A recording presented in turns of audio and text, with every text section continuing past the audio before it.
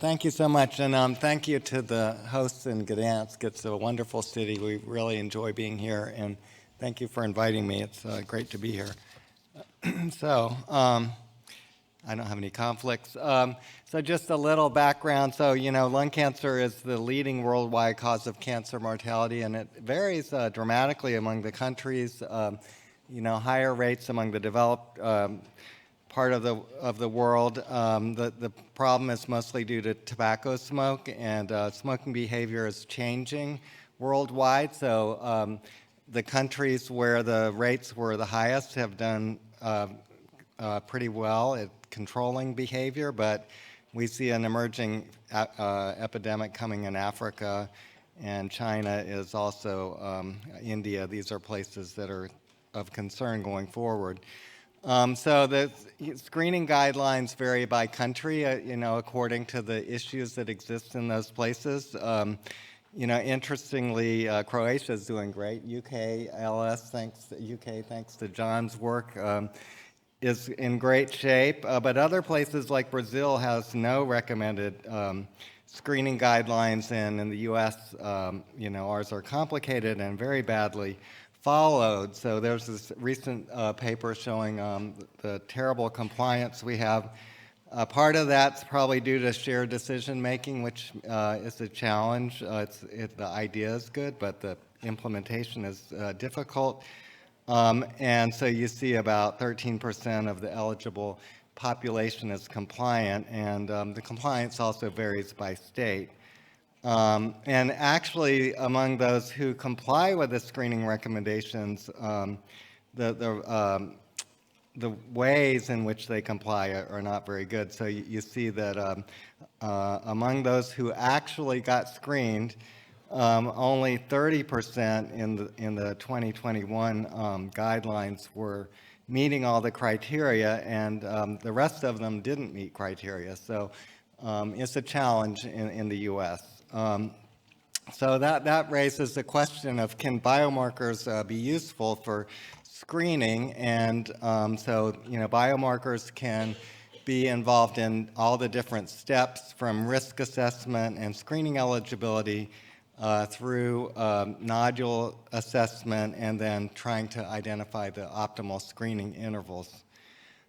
So, our group early on did an analysis to try to assess what kinds of approaches to biomarker screening would make sense. And in this analysis, we were looking at the incremental cost effectiveness ratio that would be relevant if you used a biomarker. And in this assessment, we were assuming 62% of individuals would qualify based on smoking. And so if you wanted to increase the accuracy of assessment by, say, 10%, to keep to a $50,000 ratio, you really have to keep the cost down to something like $100. So from our point of view, that sort of rules out for risk assessment things like circulating tumor DNA, because it's too expensive. So we have a large project that we've organized. Given this an international challenge, we want an international study. And our project, our study has three components. There's a genomics component, a biomarker component for risk assessment, and a screening component. And I'm going to talk briefly about the genomics. That's pure risk, going along with the discussion earlier. So, when we do our large genomic studies, the most prominent genetic factor is in a nicotinic alpha-5 receptor. And what it does is it makes people smoke more and have more trouble quitting smoking. If you have one or two of these variants, then you have a much earlier onset for developing lung cancer. And it turns out that this variant has a lot to do with your ability to quit. And so our studies have shown that if you have this variant, you will be able to quit more easily if you have a pharmacological intervention. And therefore, we've used this information to design interventions that are targeted to the genomic background of the person, and we've done a lot of work on how do we communicate with people, how do we encourage them to quit and to use this information to help them. So most of the rest of my talk is more about the project 2, which is a biomarker-driven component. And the goal is to identify or evaluate whether protein biomarkers can be useful for identifying high-risk individuals. So, this has been a multi-year project. In the beginning, we assembled the different cohorts that would be relevant for the analysis that we would do. And then we've had multiple steps of evaluation of proteins, and I'll talk about those in a minute. We were lucky that our grant got refunded the first time we applied, and now we're dealing with the U.S. government and their crazy approaches to international studies, but we're working through those and continuing. So in the first step of this analysis, we used the O-link protein method, which has very sensitive and reliable assessment, but limited numbers of proteins that can be analyzed. And we analyzed several different cohorts. So these are studies that were collected before they had lung cancer. The serum was collected, and then we followed them until they developed cancer. And in the first stage, we have a kind of a cohort case control study. And you can see in this analysis that we identified several markers that were elevated in the cases, and that's very significantly elevated. And these case control pairs were matched by history of smoking and the lead time of the blood draw. And then we go through multiple steps of validation. So then the next step is around model training. And we also have developed these panels initially using a relative ratio of proteins, but more recently we have the absolute levels of the proteins.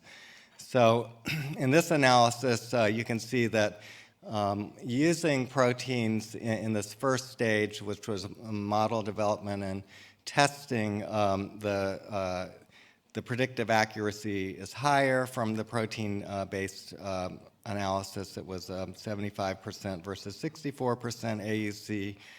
And then now more recently, so then we registered our protocol, and we've done the validation now with this absolute values of proteins. And you can see here that the risk model gives about a 90% AUC compared to the standard PLCO, tobacco smoke-related and model. So that's under review right now. And the accuracy was similar across the different ethnic populations that we studied. So then the question is, this is one study, is this really just something that we were lucky to identify? But in December of 2025, an independent group led by Herman Brenner published findings, and they used different cohorts. So they used the UK Biobank for their discovery, and I circled the proteins that were most significant in their analysis. Turns out to be the same proteins that we have. So in their analysis, they come up with pretty similar accuracy, about 80% accuracy with the protein markers, and a lower level, 0.78 with just the tobacco smoking. So, one of the challenges in the U.S. is that it's very hard to motivate the GPs and other physicians to, collect the information that they need and to refer the patient. So it's possible, and we could talk about that a protein marker panel would help to motivate people to actually get screening.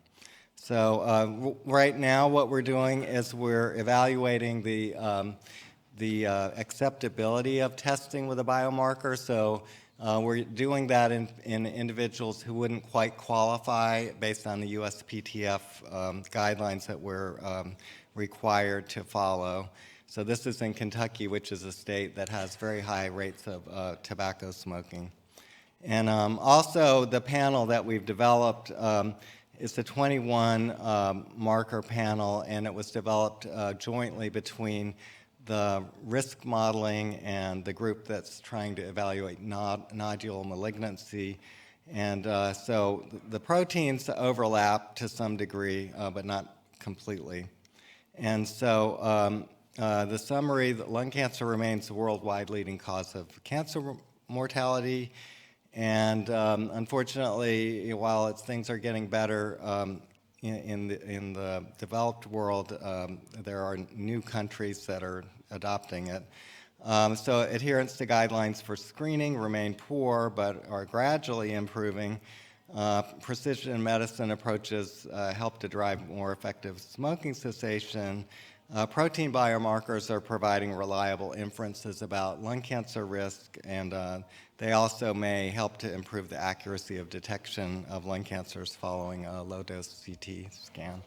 Thank you.